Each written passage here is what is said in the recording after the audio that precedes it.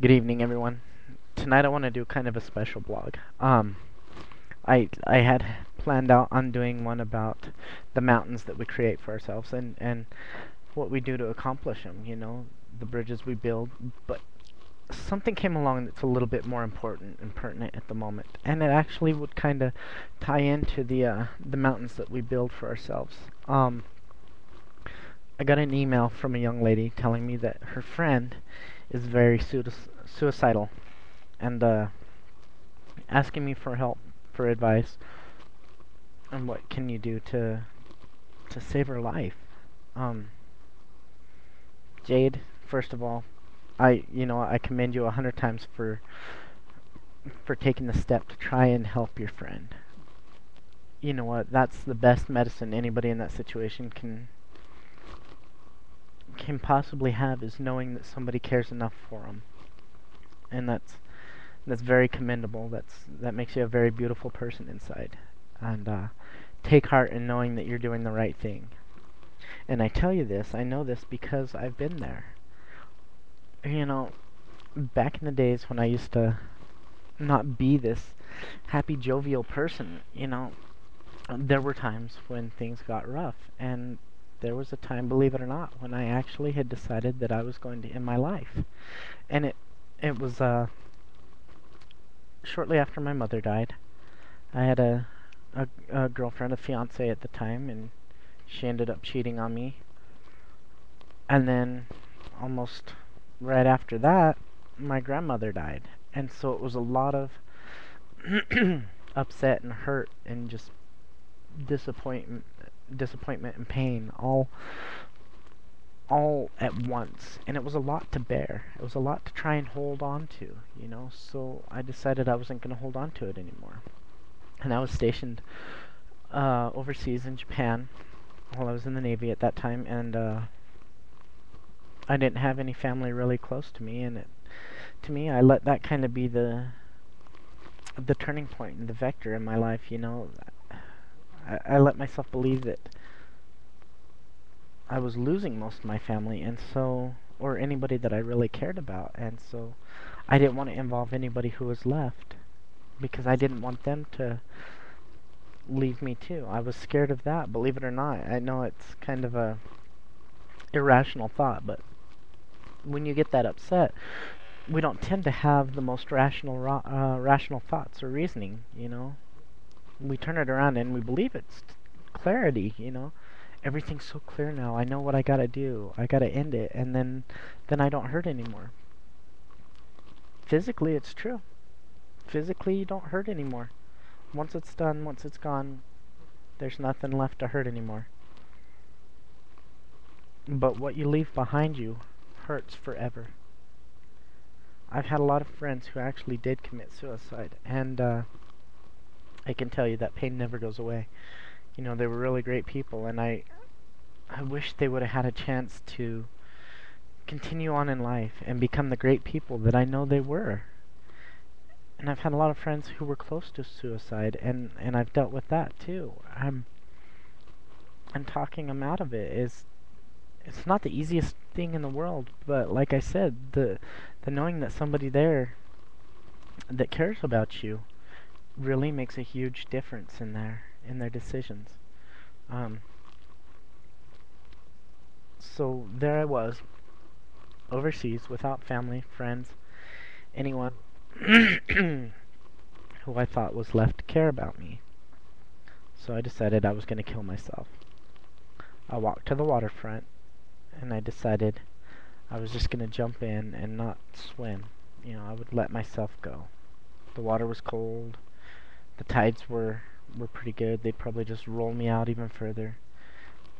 And I got this little voice in the back of my head that said, no, don't be stupid. If you do that, your instincts are going to kick in, and you're just going to swim out, and all you'll be is cold and wet, and in even worse shape than you are now. So I said, okay. And I walked to the barracks where I was staying, and my room was on the 3rd floor. I went up to the window, and I decided I was going to jump out. And once again, that little voice in the back of my head came in and said, no, don't be stupid. 3 stories? you're probably just going to hurt yourself. You'll break a leg or paralyze yourself, and then how great would that be? You know, you'd be in a lot worse shape than you are now. And I just couldn't kick this little voice in my head. I didn't know where it was coming from or what was driving it. So I looked around for another way. And I saw my roommate's pain pills on the corner of his desk. And they were really strong pain pills. There were probably about 20 in the bottle.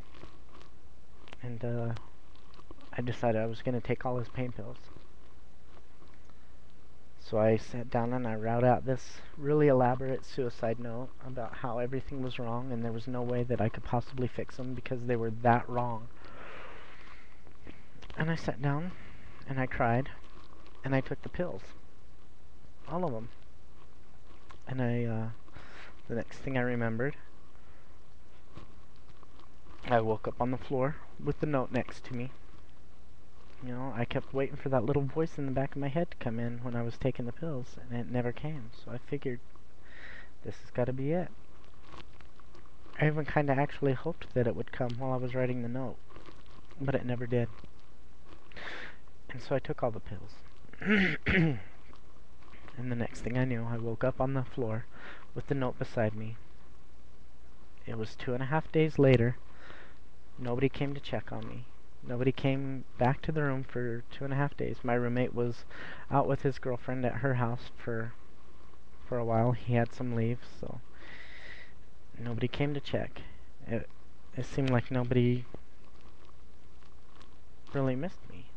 But then, as I got up and I sat up and I kind of regained my bearings a little bit, I heard the little voice in my head again. See, now how stupid do you feel? It didn't work, and it's not going to work. So stop trying and start living. And that was just how it was. You know, I don't know if it was me in my head being a little more sarcastic with myself than I needed to be, but it proved a point. I wasn't ready to die. And if I really was ready to die, I would have done it. But I wanted to be here. And so I decided that day that I was going to continue to live. And no more would I try it. So here I am today. And here I am alive. And here I am out there helping other people who have been in those situations. You can survive them. You will survive them. You're more important to this world than you ever know.